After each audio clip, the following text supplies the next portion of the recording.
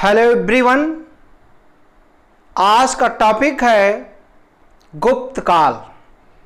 और गुप्त काल में समुद्रगुप्त पराक्रमांक, जिसे समरसत विजेता कहा जाता है, जिसे डॉक्टर विंसेंट स्मिथ ने भारतीय नेपोलियन कहा है। तो आज समुद्रगुप्त के बारे में काफ़ी बातें समुद्रगुप्त के बारे में कल मैंने बता दिया था। आज जो है शुरू करता हूं कि समुद्रगुप्त जो है, जो आर्यावर्त अभियान, दक्षिणापथ अभियान और आज सीमावर्ती राज्यों की विजय, आटविक विजय भी मैंने कल बता दिया था। आज जो है सीमावर्ती राज्यों की विजय, और इस सीमावर्ती राज्यों की विजय में समुद्रगुप्त ने 5 राज्यों को विजित किया था। 5 राज्यों को विजित किया था और प्रयाग प्रशस्ति की 22वीं पंक्ति में सीमावर्ती राज्यों की विजय के बारे में वर्णन है, और जिसमें लिखा गया है सर्व करदानाज्ञाकरण प्रणामागमन। सर्व करदानाज्ञाकरण प्रणामागमन, इसका अर्थ यह हुआ कि सभी प्रकार के कर जो भी सीमावर्ती राज्य हैं वह राजा समुद्रगुप्त को देंगे। समुद्रगुप्त को सभी राजा जो है सभी प्रकार के कर देंगे, और क्या करेंगे?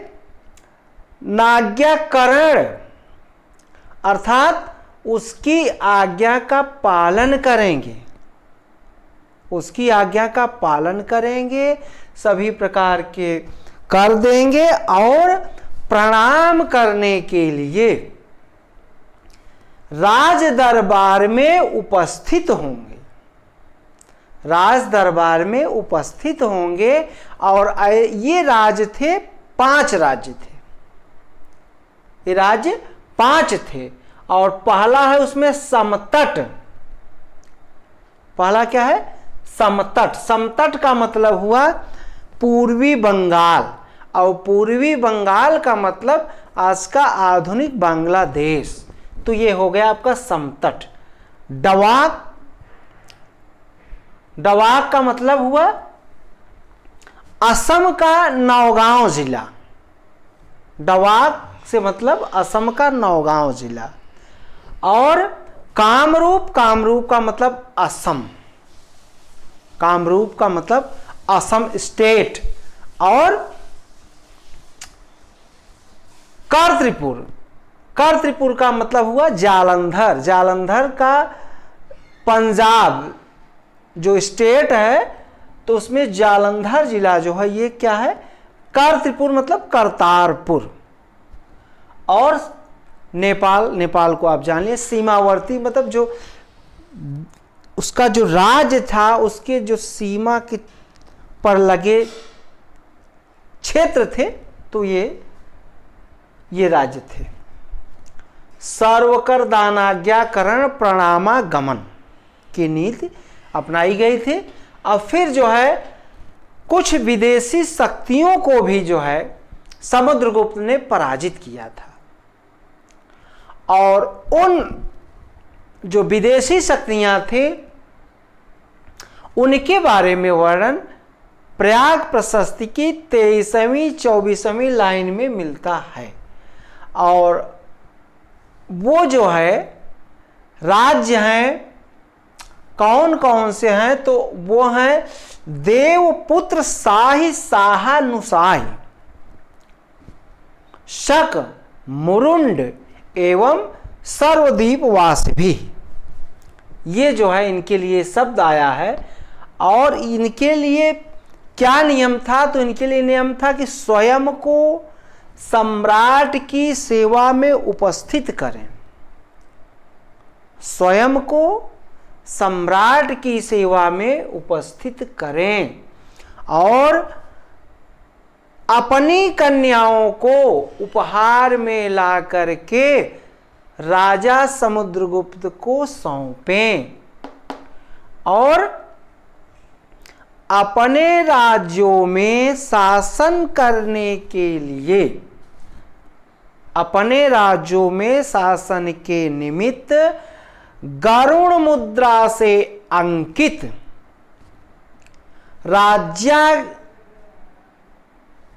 गरुण मुद्रा से अंकित राजाज्ञा के लिए प्रार्थना करें।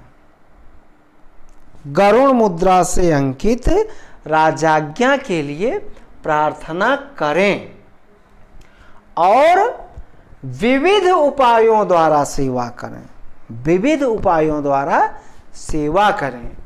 तो यह नियम किसके लिए था? तो यह नियम था विदेशी शक्तियों के लिए। और उनके लिए जो शब्द आया है प्रयाग प्रशस्त में, वो आया है आत्मनिवेदन कन्योपायन याचना द्युपाय। आत्मनिवेदन अर्थात आकर के निवेदन करें, कन्योपायन कन्या का दान करें, याचनाद्युपाय अर्थात शासन करने के निमित्त राज्याज्ञा के लिए प्रार्थना करें। और ये राज्य कौन कौन से थे इसको भी हम देखें। तो देवपुत्र साहनुसाह का मतलब ये हुआ, ये जो है देवपुत्र साहनुसाही, शाही साहानुसाही, इसका मतलब ये हुआ कि जो कुषाण शासक थे और वह जो है पश्चिमी पंजाब में इनका राज्य था। कुषाण शासक थे, पश्चिमी पंजाब में इनका शासन था और उस समय कुषाण वंश का शासक था समुद्रगुप्त के समय, उसका नाम था केदार, उसका नाम था केदार। तो यह हो गया देवपुत्र शाही नुसाही, शाही साहानुसाही, ये हो गया। एक बार आप लोग इसका स्क्रीनशॉट ले लें।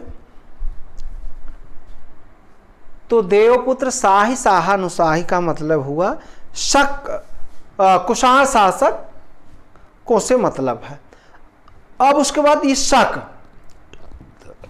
जो है उस समय गुजरात, काठियावाड़ और मालवा में ये लोग जो है शासन करते थे। और जो समुद्रगुप्त के समय जो शक शासक था उसका नाम था रुद्र सिंह तृतीय। उसका क्या नाम था? रुद्र सिंह तृतीय। तो अभी आप लोग ध्यान देंगे कि समुद्रगुप्त के समय शक शासक कौन था? तो उसका नाम था रुद्र सिंह तृतीय। अब उसके बाद अब आता है मेघवर्मन। मेघवर्मन, मेघवर्मन का मतलब आप समझ रहे हैं, ये हुआ मुरुंड। मुरुंड का मतलब हुआ कि श्रीलंका से। मुरुंड का मतलब कौन सा देश? श्रीलंका। मुरुंड की पहचान श्रीलंका से की गई है। और उस समय समुद्रगुप्त के समय जो श्रीलंका का मुरुंड मतलब इसको आप ये कहते हैं सिंघल द्वीप। मुरुंड का मतलब सिंघल द्वीप और सिंघल द्वीप का मतलब श्रीलंका। और श्रीलंका में उस समय जो राजा राज्य करता था उसका नाम था मेघवर्मन।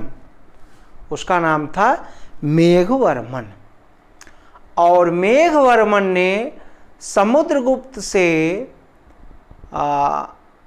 विनय किया था और उसके तहत जो है एक बौद्ध स्तूप जो है मेघवर्मन ने बिहार में बनवाया था। आकर के मगध में जो है वो एक बौद्ध स्तूप बहुत विशाल जो है उसने बनवाया था।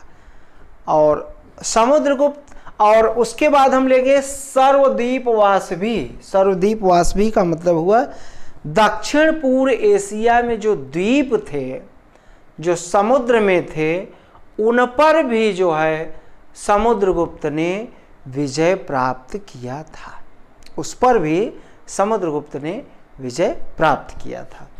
फिर उसके बाद हम लेते हैं समुद्रगुप्त ने अश्वमेध यज्ञ किया था। समुद्रगुप्त ने अश्वमेध यज्ञ किया था। और इसकी पहचान कैसे हुई है?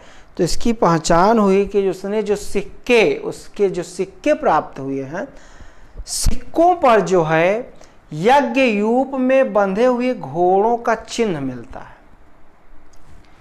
यज्ञ यूप में बंधे हुए घोड़ों का चिन्ह मिलता है। इससे यह अनुमान लगाया जाता है कि उसने अश्वमेध यज्ञ भी किया था।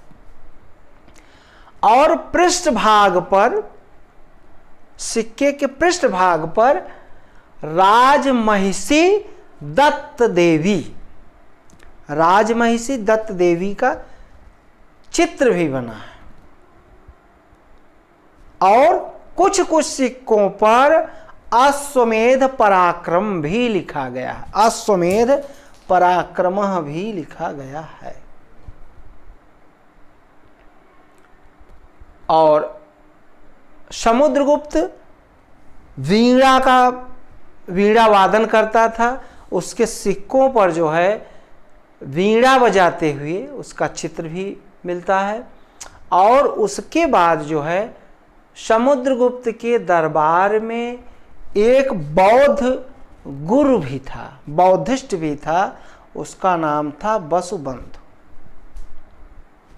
तो यह भी आप ध्यान रखेंगे आप लोग कि समुद्रगुप्त के दरबार में बौद्ध मतावलंबी कौन था? तो वह था वसुबंधु। आज इतना ही। वीडियो को लाइक, सब्सक्राइब एवं शेयर करें आप लोग। और बहुत बहुत धन्यवाद आप लोगों का।